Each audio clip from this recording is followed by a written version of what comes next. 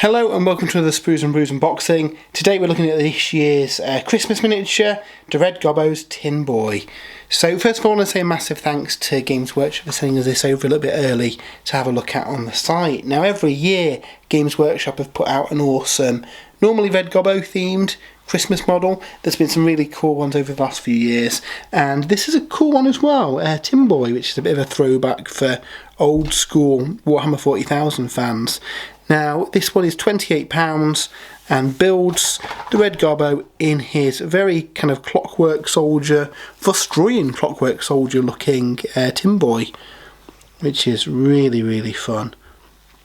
I always really enjoy painting these ones up because they're a bit of a palette cleanser and something a bit different to work on, isn't it? So really nice model. So what we're going to do in this video is have a look at the kit, see how it goes together, and then in the second half of the video we'll have this built and painted so we can see what it looks like in the flesh. And what I'll also do as well is dig out some of the other Red Gobbo figures and do a bit of a kind of look back through the years of the models that we've got. But yeah, really looking forward to checking this one out. So without further ado, should we crack this open? Normally these are only available over the Christmas period. At the time of filming this, I don't know kind of when that is.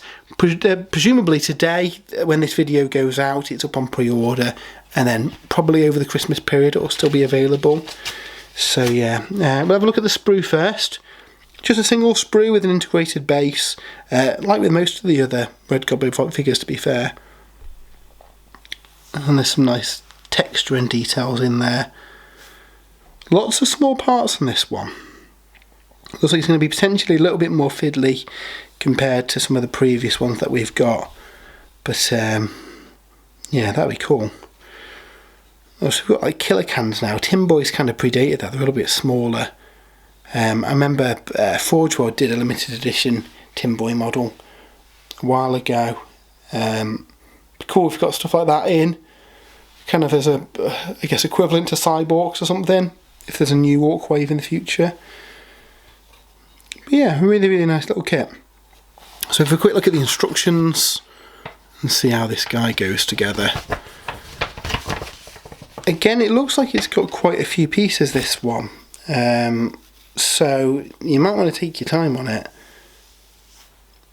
Yeah, a lot of the Red Gobbo figures in the past have not had that many parts. This one's definitely got more compared to some of them. It looks really cool, and obviously it's a bit more of a intricate design as well. Now see, it does have a little snotling in a bag, and it recommends painting that before you seal it all together. So that's definitely worth doing there, because otherwise you're going to obscure the detail. So yeah, I think that's definitely a jobby for some sub-assemblies there, so you can see them in the bottom of the bag. Equally though, if you just kind of glued it together, sprayed it black and picked out the details that you can get to, might be an easier job. But so I'll let you know in the second half of the video how that looks in reality, and then yeah, job done. So yeah, what we're going to do now is jump to the future where we'll have this built and painted and see what it looks like in the flesh. Here's a look at the assembled Tinboy model. Now unfortunately, due to the volume of stuff I had to get painted for this weekend, and I've been ill, I've not managed to get this guy painted. I am going to paint him, and I'll probably do another Christmassy follow-up video once he's done nearer to Christmas. But just wanted to show him off because it's an interesting one. This is probably the fiddliest Christmas model that they've done so far. It is certainly a lot harder to build than the previous ones they've done, and mostly because like the legs and the arms and stuff, while you're building it, it's hard to tell if they're in the right place. A lot of pieces look the same, turned round as they do the right way round as well. So I would definitely recommend snip everything out, give it a good clean, and then absolutely dry fit it to make sure you've got the right parts, because some of them will fit okay if they're the wrong way round, but once you've got the right part and it's locked in place, it'll feel right. And I know that's a bit of a hard one to explain on the video, but the connection points are quite small, and I think it could be quite easy to build this one wrong, so just take your time. I mean, he looks amazing once he's done, mostly because the Tinboy is kind of in a Vostroyan vibe as well.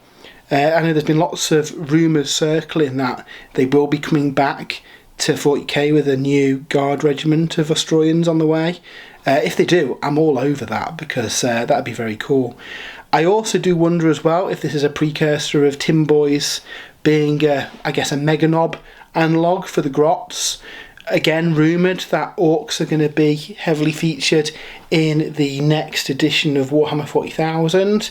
So yeah, if they do get Tinboys, that'd be cool. They were a thing back in the day. And there was a Forge World limited model as well with a Grot in basically a mech suit. I guess smaller than a Mega Knob, smaller than a Kill Can, but tougher. I'm not sure what role they'd kind of fill in an army, like maybe mini Terminators maybe. But yeah, they look really, really cool. Now, it does recommend leaving the bag kind of separate so you can paint the guy inside. I'm going to be honest, you can't really see, you can just about see his head there. You can't really see the grot that's trapped in the bag. So I think spraying it black and then picking out those details, you will be able to build it fine. Obviously, if you want to go the whole hog, keep it in sub-assemblies. It might be a little bit easier to paint it if you want it to kind of like to properly paint the guy inside. But the way he's obscured, I don't think it's really needed, because you can't really see him anyway. And you can probably get to his face with a brush anyway. So yeah, again, apologies this isn't painted. We always like to try and get things painted for the videos, but with about 1 million Ultramarines on my desk, it's been hard to get them done. We do have a write-up over on spruesandbrews.com as well, where I go into the kind of the process of building him and how I found putting him together, and again with a few hints and tips on assembly in there. And I will update that article once I've painted the model as well, with the pictures, because he deserves to be painted. He's probably going to be next on my painting desk, to be fair. He's a nice little palette cleanser compared to some of the Ultramarines I've been painting recently. Speaking of Ultramarines, we do have videos up today for the Crux Terminatus box and the new Ultramarines releases, all of which have been built and painted and showed off in the video. And likewise, we've got articles up for them on the site as well, so if you are into Space Marines, check them out. But yeah, it's been a fun weekend of releases. I was hoping the Christmas Battle Force boxes would be up for pre-order alongside this model.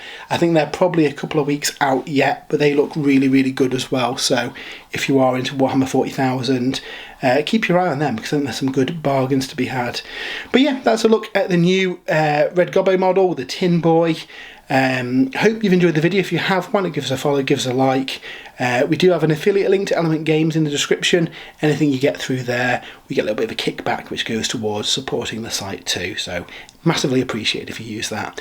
But until next time, have a great weekend, and we'll see you soon.